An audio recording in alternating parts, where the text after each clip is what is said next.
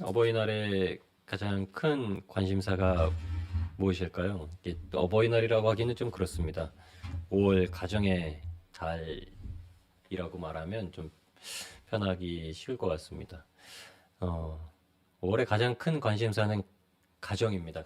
가족. 그러면 오늘 저희의 본문의 가장 큰 관심사는 무엇일까요?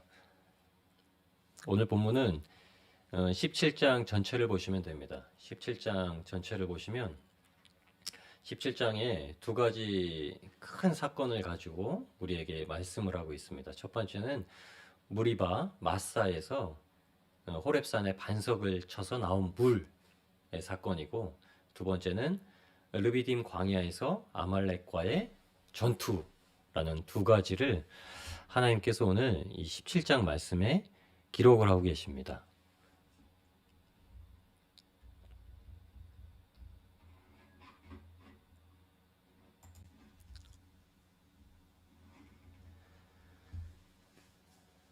그리고 이 두 가지 사건을 통해서 두 부류에 대해서 성경은 우리한테 얘기를 하고 있습니다. 첫 번째는 장로가 아닌 백성을 얘기합니다. 그들은 지도자급이고 아마 남자들일 것입니다. 그래서 그들은 말하기를 하나님 앞에 불평하기를, 원망하기를, 물이 없다, 우리가 마실 물이 없다, 내 자녀들이 마실 물이 없다, 내 생축이 마실 물이 없다 라고 이렇게 얘기를 합니다.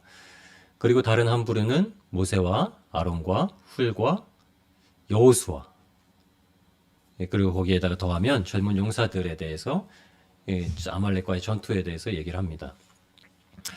첫 번째, 오늘 본문, 저희가 읽은 본문에 대해서 나오고 있는 사건이 장로가 아닌 백성들에 대해서 얘기하고 있는데, 죄송합니다. 아마도 이 부류는 민수기 16장에 말하고 있는 다단과 아비람의 부류일 수도 있을 것 같습니다. 왜냐하면 민수기 16장에는 그 부류에 대한 불평과 불만을 고스란히 이름을 통해서 지칭하고 있기 때문입니다. 민수기 16장 1절에서 2절까지의 말씀입니다. 레위의 증손 고핫의 손자 이스할의 아들 고라와 루벤 자손 엘리압의 아들 다단과 아비람과 벨렛의 아들 온이 당을 짓고, 어떤 족속이냐면 레위 족속과 르우벤 족속의 자녀들이 당을 지었다고 얘기합니다. 그러니까 당을 짓다는 말은 히브리어로 라카흐라는 말입니다. 라카흐라는 말이 영어로는 테이크라는 말인데 가지다, 취하다라는 뜻이에요. 당을 졌다라는 건 무리를 만들었다, 무리를 형성했다는 뜻이 아니라 사람들을 내 편으로 끌어들였단 말이에요. 모세를 지도자로 삼아서 하나님께서 인도하시는 길로 온전히 나아가야 되는 사람들을 그게 아니야, 내 말 좀 들어봐 하면서 내 편으로 끌어들였다는 말이에요. 이게 당을 지었다라고 성경이 얘기하고 있는 바입니다. 2절에 이렇게 얘기합니다. 이스라엘 자손 총회에 택함을 받은 자 곧 회중에 유명한 어떤 족장 250인과 함께 일어나서 모세를 거스리니라.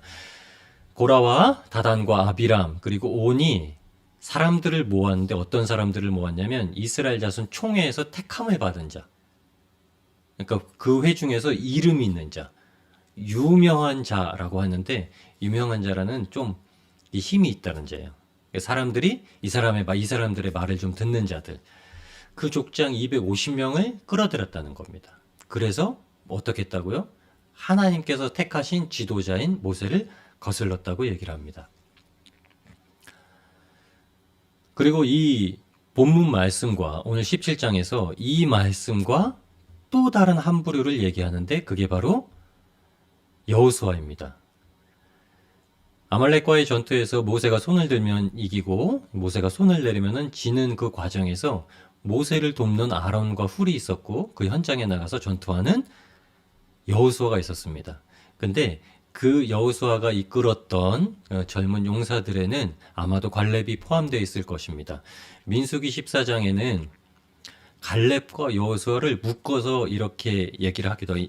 민수기 14장에는 갈렙에 대해서만 얘기하는데 다른 구절에 대해서는 여호수아와 함께 말하는 구절들이 많이 있습니다. 민수기 14장 24절에 25절에 갈렙을 하나님께서 어떻게 표현하시는지 함께 제가 읽겠습니다. 오직 내 종 갈렙은 그 마음이 그들과 달라서 나를 온전히 쫓았은즉 그의 갔던 땅으로 내가 그를 인도하여 드리리니 그 자손이 그 땅을 차지하리라. 아말렉인과 가나안인이 골짜기에 거하나니 너희는 내일 돌이켜 홍해길로 하여 광야로 들어갈지니라. 아멘. 24절에 처음에 이렇게 시작합니다. 오직 유일하게 내 종 갈렙은 그의 마음이 그들과 달라서, 갈렙이라는 사람의 한 마음이 60만 장정의 마음과 달랐다는 겁니다. 근데 그 마음이라고 쓴 단어가 히브리어에는 마음, 생각, 그리고 심장 이런 뜻을 우리가 일반적으로 말하는 게 레바브라는 말을 쓰는데 이 말을 쓰지 않습니다. 다른 단어를 쓰는 거예요. 정확히는 우리나라 번역을 한 걸 조금 더 바꿔서 얘기하면 오직 내 종 갈렙은 그 영이 그들과 달라서 이렇게 씁니다. 무슨 말씀을 쓰냐면 바로 루아흐라는 말을 씁니다. 하나님께서 아담을 창조하시고 하와를 창조하시고 그들에게 숨을 불어넣으셨던, 하나님께서 그 영을 불어넣으셔서 생명이 된지라, 그러니까 살아 역동하는 자가 된지라라고 할 때 하는 그 단어를 여기서 민수기 14장 24절에 그 말을 씁니다. 그러니까 갈렙은 그 마음이 달랐던 게 아니라 그 영이 하나님 앞에 달랐던 거죠, 사람들과. 그래서 예수 그리스도를 온전히 쫓았다고, 하나님을 온전히 쫓았다고 얘기를 합니다. 그러면서 민수기 14장 30절에 두 명을 지칭합니다. 갈렙에 대해서만 그렇게 얘기를 한 것이 아니라 두 명을 지칭하는데 첫 번째가 여분네 아들 갈렙과 눈의 아들 여호수아라고 지칭을 하게 됩니다. 오늘의 본문에 큰 두 가지의 비교점이 나옵니다. 어버이날, 특별히 가정의 달, 하나님께서 우리를 멜리대교의 한 가정으로 부르셔서 살고 있는 가운데서 하나님 앞에 마음을 쏟는 자와 하나님 앞에 그렇지 못한 자의 두 부류에 대해서 우리에게 보이게 하시는 겁니다. 본문의 주 관심사를 제가 물었습니다. 첫 번째 부류는 아니오를 외치는 부류와 두 번째는 예라고 외치는 부류입니다. 누구 앞에서요? 바로 하나님 앞에서입니다.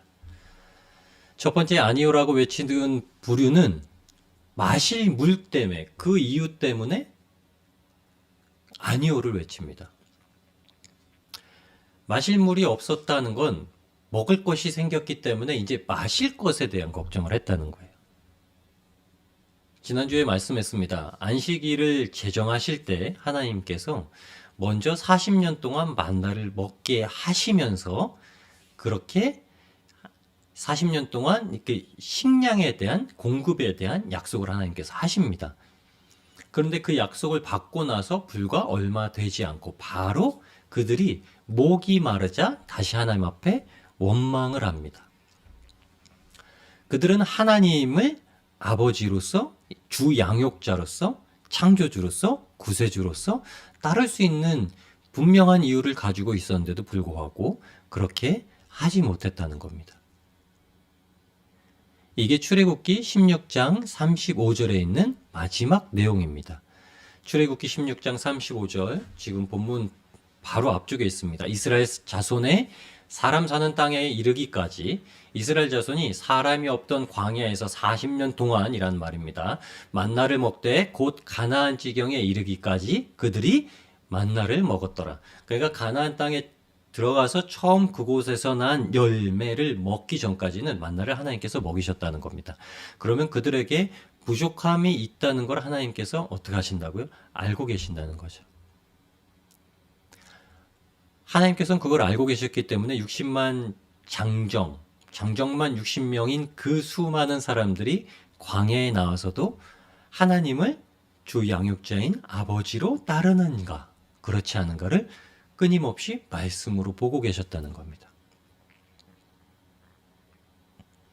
그런데 여호수아는 다릅니다. 여호수아에는 뭐라고 표현하냐면 출애굽기 24장 13절에 보면 종자라고 표현합니다. 여호수아가 누구냐면 모세의 종자였다라는 거예요. 시종 이런 표현인데 흔히 말하는 말로는 부하 이런 거 부하. 여호수아는 모세의 부하예요. 여호수아는 모세를 섬기는 자 이렇게 표현합니다. 민수기 11장 28절도 똑같이 얘기를 합니다. 그리고 나서 재밌는 표현, 갈렙과 같은 표현을 하나님께서 쓰십니다. 갈렙을 아까 어떤 사람이라고 그랬죠? 마음이 그들과 달라서 하나님을 온전히 쫓던 자.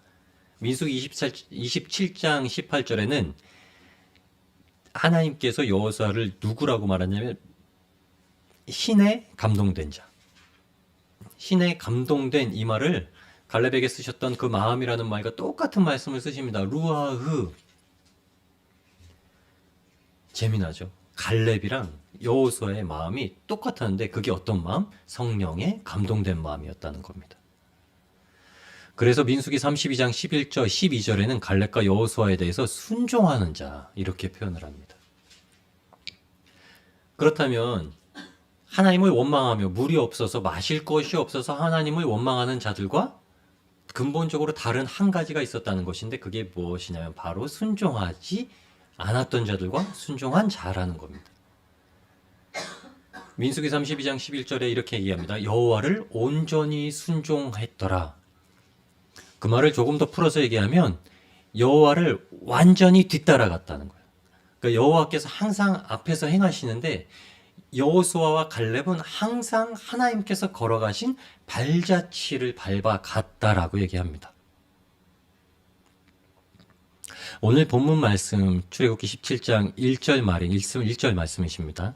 이스라엘 자손의 온 회중이 여호와의 명령대로 신 광야에서 떠나 그 노정대로 행하여 르비딤에 장막을 쳤으나 백성이 마실 물이 없는지라. 아멘. 지금까지 제가 드렸던 말씀은 하나님께서 먹이실 것을 예비하셨다는 걸 알려드리기 위해서예요.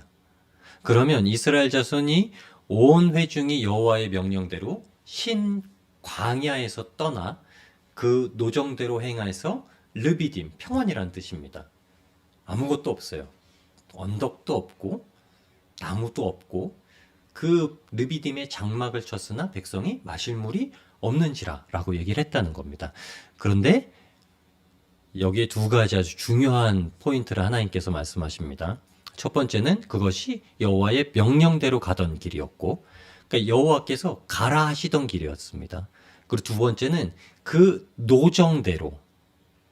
무슨 말이냐면 하나님께서 계획하시고 예비하신 여행 스케줄대로 행하여라고 했다는 거예요.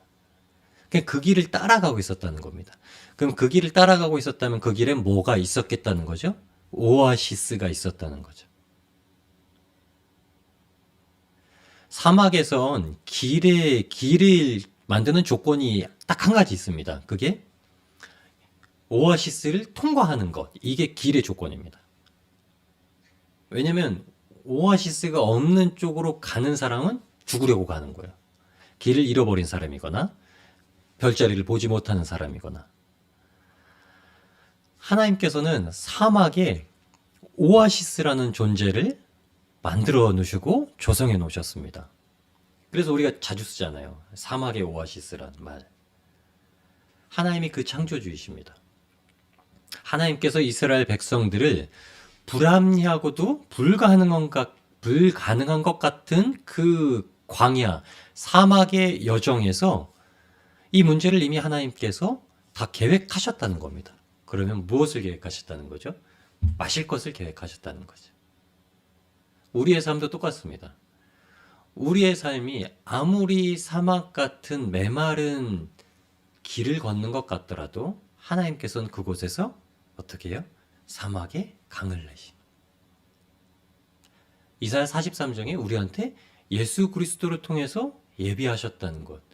아무것도 없는 것 같은, 모든 것이 막혀있는 것 같은 곳에서도 항상 넘어갈 수 있는 길, 해결할 수 있는 걸 주셨다는 겁니다. 그게 바로 예수님이십니다.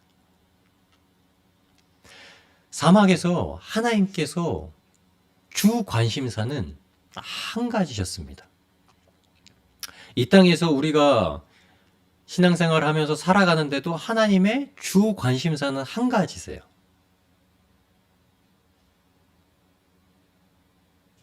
이스라엘 백성들이 사막에서 애굽으로 돌이킬까 걱정하셨습니다.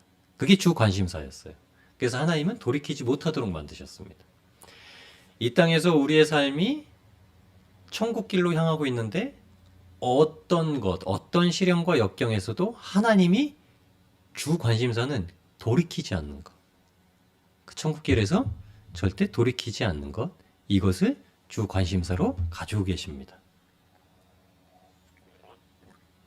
애굽에서 건져낸 백성들이 다시 애굽으로 가면 안 되는 것, 이것이 하나님의 뜻이었습니다. 왜냐하면 이것은 이전에 살던 곳으로 다시금 금이 환영하는 것이 아닙니다. 그들이 살던 곳이 아니었죠. 분명히 우리에게, 그리고 또 이스라엘 백성들에게 약속하셨던 것은 그들에게 지명하여 갈 곳, 그것이 본향이 된다고 약속하셨습니다.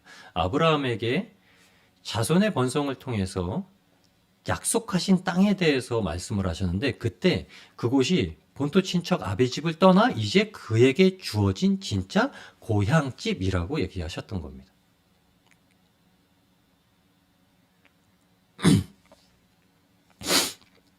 하나님의 관심사는 이스라엘 백성들이 약속된 땅을 추구하지 않을까봐 하시는 것이었고, 두 번째는 만약 무리한 싸움이나 전쟁이 생기면 육신의 연약함을 핑계 삼아서 이스라엘 백성들이 애굽으로 돌아갈까 하는 것이었습니다. 이 말씀이 출애굽기 13장 17절, 우리가 지난번에 봤던 말씀입니다. 이것이 진짜 의미하는 것은 하나님께서 예비하신 천국을 놓치게 되는 겁니다. 하나님의 가장 경계하시는 것은 우리가 천국을 놓치고 살아가는 것을 제일 경계하시는 것이죠.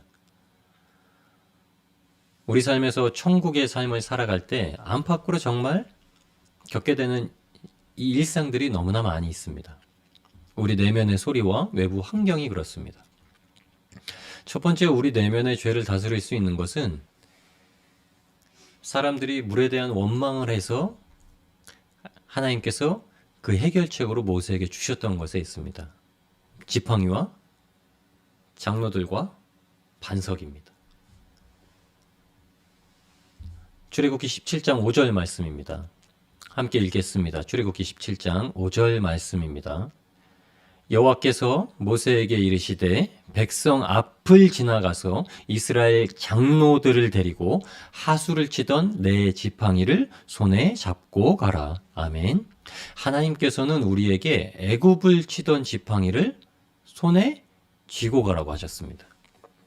근데 이 지팡이가 어떤 지팡이냐면, 하나님께서 분명하게 말씀하신 건 애굽의 나일강 하수를 치던 지팡이. 그곳에서 물을 마셨는데 그 물을 못 마시게 만들었던 지팡이. 이것을 쥐고 가라고 하십니다.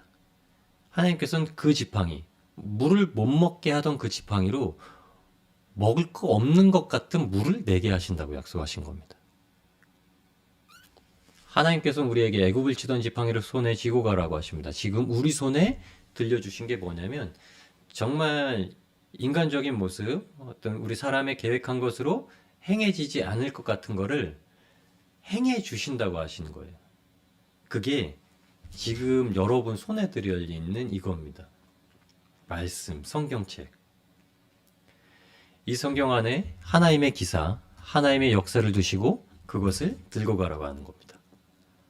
여기엔 우리가 경험하지 못했지만 우리에게 간접 경험으로 천국을 향해서 가는 길에 하나님께서 어떻게 역사하시는지, 또 그 길에서 우리가 무엇을 경험하고 가게 될 것인지 알게 하십니다. 여기서 이것을 믿고 가면 삶에서 벌어지는 어떤 문제에 대해서도 하나님께서 능히 해결하신다는 약속을 가지고 가는 겁니다. 그리고 두 번째는 이스라엘 장로들을 데리고 가라고 하십니다. 이스라엘 장로들이 누구라고 말씀드렸죠? 민수기 11장 12절에 이렇게 얘기합니다. 이 모든 백성을 내가 잉태하였나이까 모세가 사람들에 대해서 원망해 너무 힘들어서 이렇게 얘기합니다. 내가 이 사람들 다 낳습니까? 내가 어찌 그들을 생산하였기에 주께서 나더러 어떻게 해요? 양육하는 아비가. 모세가 느꼈던 마음이 뭐라고요? 200만 명의 사람들이 자기를 대적하는 2명을 뺀 나머지 대적하는 사람들이 내가 양육하는 아비가 젖먹는 아이를 품듯 그들을 품에 품고서 주께서 그들을 열조에게 맹세하신 땅으로 가라 하시나이까. 왜 이걸 다 나에게 감당하라 하시나이까? 라고 얘기를 했다는 겁니다. 그때 하나님께서 너 혼자만 감당하지 말고 70인을 세워라 한 장로입니다. 그래서 지난번에도 말씀드렸습니다. 장로들은 천부장, 백부장, 50부장, 10부장이 아니다 라고 말씀을 드렸습니다. 장로들은 지칭한 부류는 무엇을 했냐면 예언을 했다는 겁니다. 민수기 11장 15절 말씀입니다. 여호와께서 구름 가운데 강림하사 모세에게 말씀하시고 그에게 임한 신을 70 장로에게도 임하게 하시니 신이 임하신 때에 그들이 예언을 하다가 다시는 아니하였더라. 아멘. 장로들을 지칭한 부류는 예언으로 교회에 덕을 세우도록 세운 겁니다. 우리가 생각하는 은사 중에 예언이라는 것은 도래하지 않은 일에 대해서 내가 경험하지 못했던 것을 해석해 주거나 그것을 미리 보고 알려주는 것이 아닙니다. 노스트라다무스의 예언처럼 우리에게 준 것이 성경에서 말하는 그 프로펫이라는 예언이 아닙니다. 그것은 하나님께서 이루실 일, 그러니까 그것은 언제나 노출되어 있어요. 성경은 그것을 깨닫는 자가 있고 깨닫지 못하는 자가 있다고 합니다. 성령의 감동되는 자는 다 깨닫게 되어 있는데 그게 예언을 한다라는 겁니다. 고린도전서 14장 3절 4절입니다. 고린도전서 14장 3절 4절입니다. 그러나 예언하는 자는 사람에게 말하여 덕을 세우며 권면하며 안위하는 것이요. 예언이 무엇이라고요? 예언은 사람에게 분명히 말해서 덕을 세우고 권면하고 안위하는 것, 그들을 평안하게 만드는 것이요. 방언을 말하는 자는 자기의 덕을 세우고 예언하는 자는 교회의 덕을 세우나니. 아멘. 19절 20절에 뭐라고 말하는지 볼까요? 그러나 교회에서 네가 남을 가르치기 위하여 깨닫는 마음으로 5마디 말을 하는 것이 1만 마디 방언으로 말하는 것보다 나으니라. 이거를 3절 4절과 19절을 연결하면 무엇이냐면 네가 교회에서 남을 가르치기 위해서 깨닫는 마음, 예언하는 것이 5마디 말을, 그것으로 5마디 말을 하는 것이 말씀을 깨닫고 그 말씀대로 덕을 세우고 권면하고 사람들에게 안위하게 하는 것이 스스로 1만 마디 방언으로 말하는 것보다 훨씬 낫다라는 겁니다. 그래서 20절에 이렇게 얘기합니다. 형제들아, 지혜에는 아이가 되지 말고 악에는 어린 아이가 되라. 지혜에 장성한 사람이 되라. 아멘. 예언하는 걸 사도 바울은 이렇게 얘기합니다. 깨닫는 것, 지혜를 갖는 것. 우리가 매일 말씀을 통해서 하나님의 말씀을 깨달으려고 하나님과 깊은 교제를 하고 하나님의 말씀을 깨달아서 말씀대로 사는 것, 이것이 예언적 삶을 사는 사람입니다. 우리의 삶에서 주님 안에 나를 두기 위해서는 말씀을 깨닫는 게 너무나 중요합니다. 사실 말씀을 깨닫는다기보다는 그대로 실천하면 되도록 이미 드러나 있고 그것이 우리한테 노출되어 있습니다. 그런데 모든 것이 열려 있음에도 주님은 들을 귀 있는 자에게 들으라고 하십니다. 그리고 모든 것이 다 오픈되어 있고 드러나 있는데도 불구하고 들어도 듣지 못하는 자가 있고 도무지 깨닫지 못하는 자가 있고 보아도 도무지 알지 못하는 자가 있다고 합니다.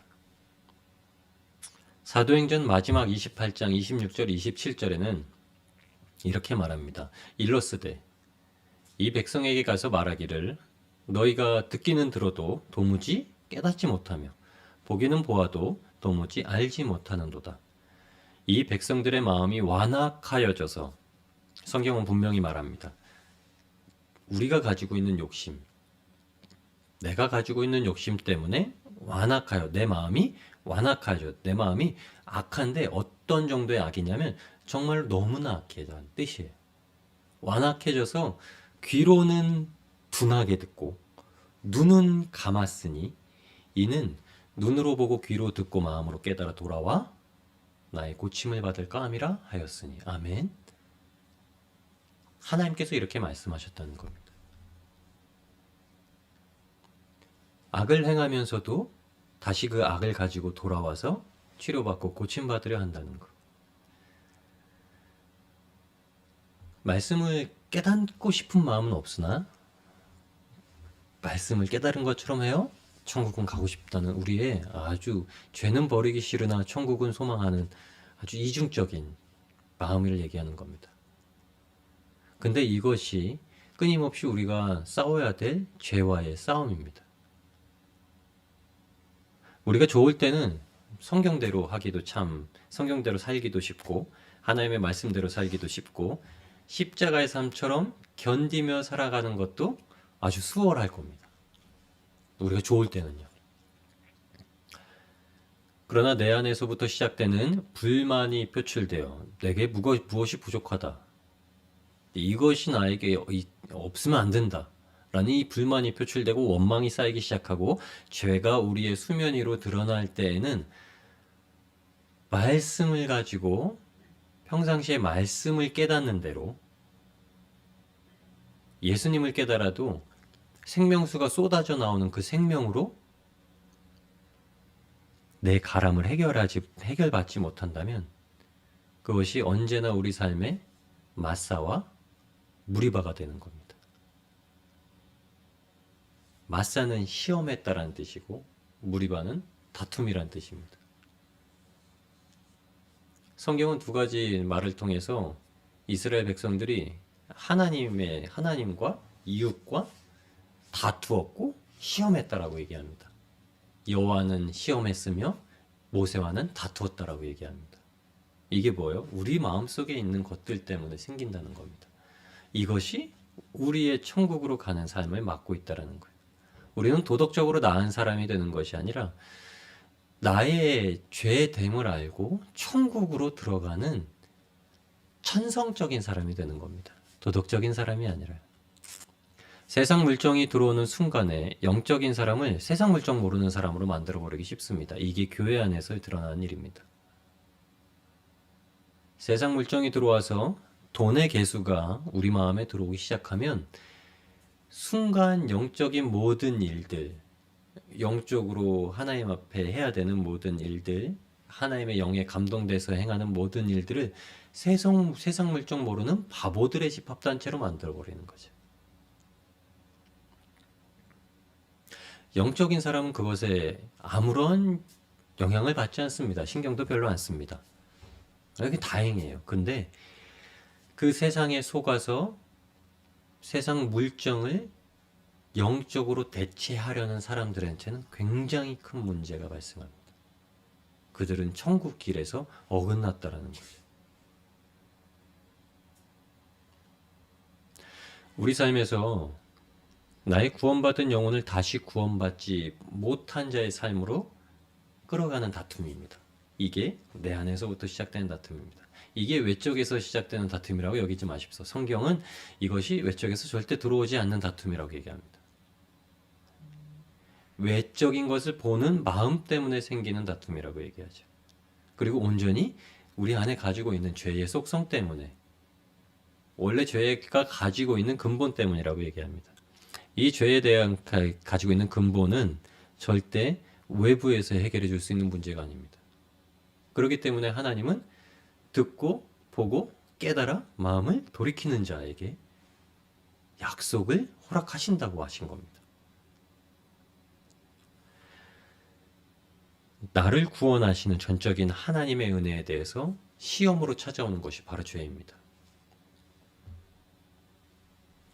야고보서 1장 13절 16절에 이렇게 얘기합니다. 사람이 시험 받을 때 내가 하나님께 시험 받는다 하지 말지니 하나님은 악에게 시험을 받지도 아니하시고 친히 아무도 시험하지 아니하시느니라. 오직 각 사람이 시험을 받는 것은 자기 욕심에 끌려 미혹됨이니 욕심이 잉태한즉 죄를 낳고 죄가 장성한즉 사망을 낳느니라. 내 사랑하는 형제들아 속지 말라. 아멘. 이것이 가장 중요한 절제이자 우리가 가지고 지녀야 될 십자가입니다. 성경은 이것을 예수님의 그림자인 모세와의 다툼이라고 말하고 하나님을 시험하는 것이라고 말하기 때문입니다. 하나님을 시험한다는 것은 당연히 창조주, 구원하신 구세주를 의심한다고 표현한 겁니다. 오늘 본문 17장 7절 말씀에 이렇게 얘기합니다. 여호와께서 우리 중에 계신가? 안 계신가? 이스라엘 백성들은 하나님이 과연 진짜인가 아닌가를 말하는 것이 아닙니다. 하나님이 우리 중에 계신가 안 계신가를 얘기합니다. 신이라는 영역은 인정한다. 그러나 그 신이 지금 나와 연관이 돼 있나 안 돼 있나를 얘기한 겁니다. 얼마나 미련한 말입니까? 하나님께서 약속을 하시고 보낸 자리가 힘들다고 과연 약속을 하신 분이 계신가 안 계신가, 나와 함께 하신가 안 계신가를 물어본다는 겁니다. 내면의 죄의 싸움에 대해서 하는 최고의 처방을 말씀드리겠습니다. 그것은 성경이 야고보서 1장 36절에 읽은 것처럼 속지 말라라고 말하고 있다는 겁니다. 우리 내면에 대해서, 우리 내면의 죄에 대해서 예수님은 구원의 십자가는 우리의 대신에 그것을 싸우는 삶을 살아내주진 않습니다. 그러나 십자가로 이기도록 말씀합니다. 이 내면의 죄와의 싸움을 이기고 나아간 자들에게는 반드시 하나님을 돕는 위대한 일반의 삶을 살아가도록 허락하신다는 겁니다. 그 삶을 살아내게 된다는 겁니다. 제가 일부러 이렇게 얘기했습니다. 위대한 일반의 삶. 아주 특별할 게 없는 것 같아 보이는 보통 사람의 삶. 그러나 정말 위대한 삶. 우리네 부모님이 살아왔던 삶이 이렇습니다. 이 가정의 달이 되고 어버이날 되니까 이 영상이 그런 게 많이 나오더라고요. 106살 드신 어르신의 이제 취재한 거, 그리고 91살 먹은 어머니, 노모에 대해서 취재한 이런 영상들이 많이 나오더라고요. 그분들의 삶을 보면 특별한 삶이 없습니다. 우리가 신앙생활 하면서 우리가 보게 되는 간증이나 보게 되는 목사님들의 내용이나 일대기 같은 것들은 굉장히 특별한 삶이 많습니다. 그러나 특별한 삶을 뛰어넘는 것은 정말 하나님의 부름을 받아 크리스찬으로서 믿음 생활하며 살아온 사람들의 일상은 굉장히 일반적인 위대한 삶을 살았다는 겁니다. 성경은 전쟁은 여호와께 있다고 얘기합니다. 여호수아가 나가서 이겼기 때문에 여호수아가 대단한 거다. 모세가 손을 들고 있었기 때문에 모세가 정말 대단한 거다라고 우리는 이해하기보다는 성경이 무엇을 말하는가 조금 더 깊이 살펴봐야 되는데, 첫 번째는 전쟁이 여호와께 있다고 성경은 분명히 선포하고 있다는 겁니다. 사무엘상 17장 47절 말씀입니다. 사무엘상 17장 47절 말씀입니다. 사무엘상 17장 47절에는 이렇게 얘기합니다. 또 여호와의 구원하심이 칼과 창에 있지 아니함을 이 무리로 알게 하리라. 전쟁은 여호와께 속한 것인즉 그가 너희를 우리 손에 붙이시리라. 아멘. 그런데 성경이 더 재미나게 말하는 게 뭔지 아나요? 하나님이 구원하시는 것은 전쟁에서 전쟁의 방법대로가 아니라 하나님이 우리의 하나님 되심으로 말미암아 구원하신다는 겁니다. 호세아 1장 7절에 말합니다. 호세아서는 이스라엘 백성들이 얼마나 간음하고 우상 숭배했으며 하나님 앞에 죄를 지은 이들인가. 그런데도 하나님께서 자비를 베푸셔서 그 음란한 음녀와 같은 아내를 건지시고 마침내 신부로 삼으신다는 내용을 호세아한테 말씀해 주신 겁니다. 호세아 1장 7절에 이렇게 얘기합니다. 그러나 내가 유다 족속을 긍휼히 여겨 저희 하나님 여호와로 구원하겠고 활과 칼이나 전쟁이나 말과 마병으로 구원하지 아니하리라 하시니라. 아멘. 무엇으로 구원하신다고요? 하나님 여호와의 긍휼. 호세아 1장 7절입니다. 하나님께서 우리를 구원하시겠다는 건 하나님 여호와의 긍휼하심으로 구원하신다는 겁니다. 활과 칼이나 전쟁이나 말과 마병이 아니라 나의 하나님이 되지 못하셨던 하나님이 나의 하나님이 되셔서 구원하신다는 겁니다. 아멘. 우리가 살고 있는 삶이 이렇습니다. 우리가 살고 있는 아주 일반적이지만 아주 특별한 삶은 하나님이 나의 하나님이 되셨다는 거예요. 예수님이 나의 예수님이 되셨고 예수님이 지셨던 십자가가 나에게 주어진 구원은 십자가가 되었다는 겁니다. 예수님이 흘리신 보혈이 나 때문에 흘리신 보혈이고 예수님께서 찢기신 그 몸이 나에게 주신 생명의 몸이라는 겁니다. 구원은 하나님께서 나와 아주 밀접한 분이 되심으로 말미암아 모든 존재의 가치가 마침내 포텐이 터진다고 그러죠. 마침내 그것이 폭발한다는 것입니다. 이것은 분명히 아론과 훌이 모세의 손을 지탱할 충분한 이유가 된 것입니다. 이 세상에서 우리의 삶에서 일어나는 모든 일들은 일회성 전쟁이 아닙니다. 이 사건만 건건이 넘어가면 이제 됐어. 이게 중요한 것이 아니라 어떻게 무엇이 생길지는 모르지만 그때마다 하나님께서 우리 대신 대대로 싸우신다는 약속. 나의 하나님이 바로 그 전쟁에 능하신 여호와이시라는 말씀. 이것을 주시는 겁니다. 출애굽기 17장 16절 말씀입니다. 가로되 여호와께서 맹세하시기를 여호와가 아말렉으로 더불어 대대로 싸우리라 하셨다 하였더라. 아멘.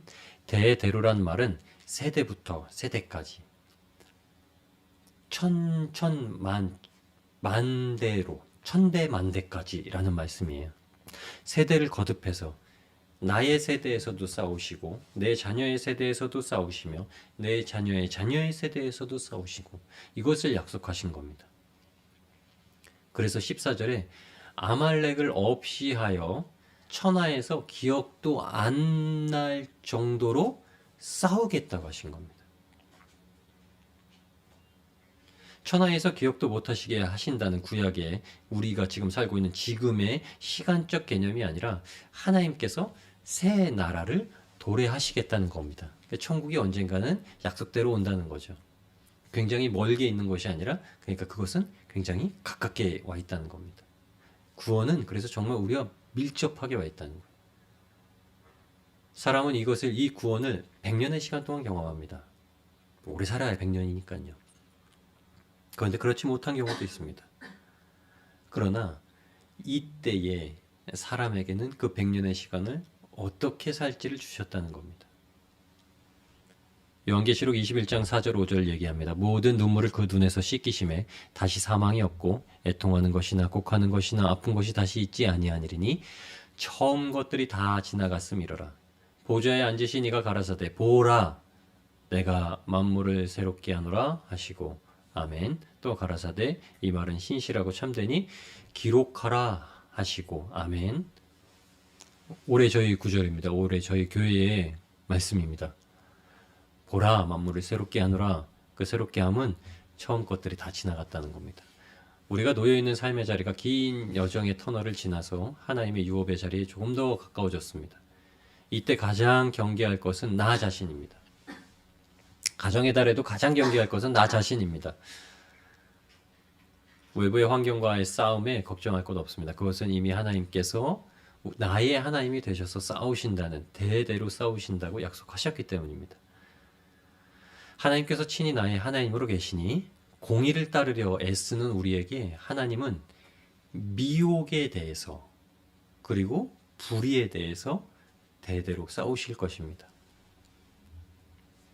그리고 제일 중요한 것은 나의 죄의 싸움에 대한 문제, 순종과 불순종의 경계에서 끊임없이 격려하고 계신다는 겁니다. 끊임없이 응원하고 계시고 끊임없이 힘을 공급하고 계신다는 겁니다. 모세와 다투고 여호와를 시험하는 그 마음 가운데서도 하나님은 우리가 끊임없이 죄와 싸우고 하나님의 손을 붙잡고 있으라고 하십니다. 오직 영에 감동된 사람에게만 이것이 가능합니다. 여호수아와 갈렙은 수종자였습니다. 하나님의 수종자였습니다. 말씀대로 그리고 하나님의 뒤를 따르던 자들이었습니다. 말씀이 지시하는 대로 따라가며 하나님의 승리의 깃발이 세워지는 곳에 전투하고 약속하신 땅을 바라볼 때 하나님의 영에 감동된 자들만 이렇게 얘기했습니다. 적과 꿀이 흐르는 하나님께서 약속하신 땅이라. 이들만이 환호를 외쳤고 이들만이 두려워 보이는 그 키 큰 아낙 자손들에 대해서 아주 볼 것 없는 자들이라 우리 밥이다라고 외쳤습니다.